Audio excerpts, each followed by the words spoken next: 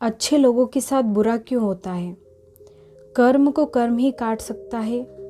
सुकर्म से सभी बुरे कर्म कट जाते हैं। एक बार एक गांव में ग्वाला रहता था। वह रोज अपने गांव में एक बनिए को आधा किलो माखन बेचता था। एक दिन बनिया अपने घर गया और उसने सोचा कि आज मक्खन तोल के देखता हूँ ताकि पता चल जाए कि मुझे सही मात्रा में मक्खन मिलता है या नहीं। उसने वजन किया तो पता चला कि मक्खन आधा किलो से कम था। इस पर बनिए को बहुत गुस्सा आया और वो उस ग्वाले को कोर्ट में ले गया। कोर्ट में जज ने ग्वाले से पूछा कि तुम मक्खन को तोलने के लिए क्या इस्तेमाल करते हो? तो ग्वाले ने जवाब दिया कि हुजूर, मैं तो अनपढ़ हूँ, मेरे पास कोई आधा किलो का बाट भी नहीं है। जज ने पूछा, तो तुम मक्खन कैसे तोलते हो? ग्वाले ने जवाब दिया कि हुजूर, मैं बहुत समय से रोज इस बनिए की दुकान से आधा किलो आटा खरीदता हूँ और जो भी आटा लाता हूँ उसके बराबर मक्खन तोलकर इस बनिए को दे देता हूँ।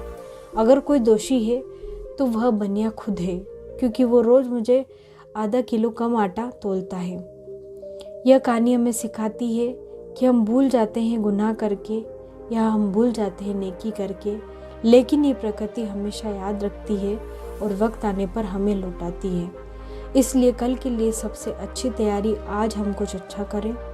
यह बात तो सच है कि अच्छे व्यक्तियों का जीवन दुखों से भरा हुआ होता है, परंतु कई बार सोच का भी फर्क पड़ जाता है।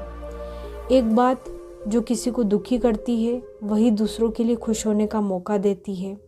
अच्छे व्यक्ति किसी को भी दुख देना नहीं चाहते, इसलिए दूसरों के कष्ट भी अपने ऊपर ले लेते हैं। अत्यधिक संवेदनशीलता और त्याग का गुण उनके अंदर होता है, जिसके चलते वह स्वयं नष्ट हो जाते हैं और दूसरों को खुश रखते हैं। सब इंसान के कर्मों के ही अनुसार फल मिलता है। मतलब ये कुदरती घटना है, जिसे हम पुरुषों की दाढ़ी मूंछ अपने आप कुदरती ही बनती है। एक पुजारी जी और एक बाल काटने वाला नाई दोनों मित्र थे। नाई हमेशा पुजारी से कहता रहता था कि ईश्वर हमेशा ऐसा क्यों करता है, वैसा क्यों करता है। यहाँ बाढ़ आ गई, वहाँ सूखा हो गया, यहाँ एक्सीडेंट हुआ, यहाँ भुखमरी चल रही है, नौकरी नहीं मिल रही है, इत्यादि। ऐसी बहुत सी परेशानियाँ लोगों को बताता रहता था कि ईश्वर के रहते ऐसा क्यों होता है। तो पुजारी जी ने उसे एक इंसान से मिलाया जो भिखारी था। बाल बहुत बड़े थे, दाढ़ी भी बहुत बढ़ गई थी, और उस नाई को कहा, देखो इस इंसान को, जिसके बाल बड़े हुए हैं, दाढ़ी भी बहुत बड़ी हुई है, तुम्हारे होते हुए ऐसा क्यों है? नाई बोला, अरे उसने मेरे साथ संपर्क ही नहीं किया, मुझे विनती ही नहीं की, तो मैं कैसे मदद करूं?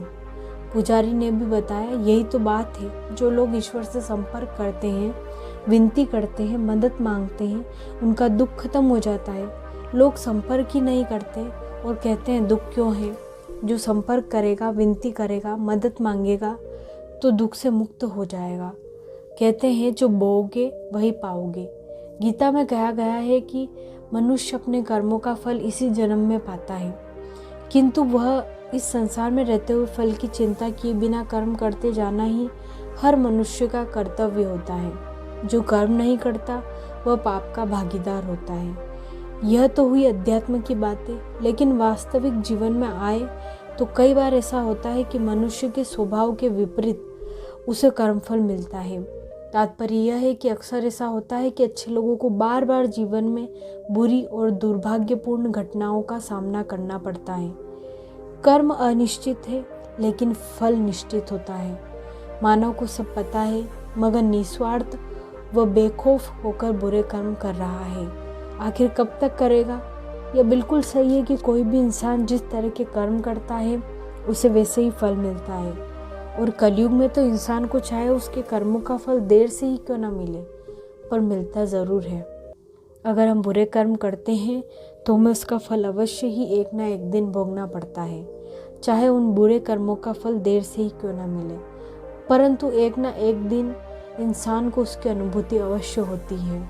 भला करता है, अच्छा सोचता है, अच्छे कर्म करता है तो उसे उसकी अच्छाई का फल चाहे उसी समय ना मिले, मगर मिलता अवश्य है।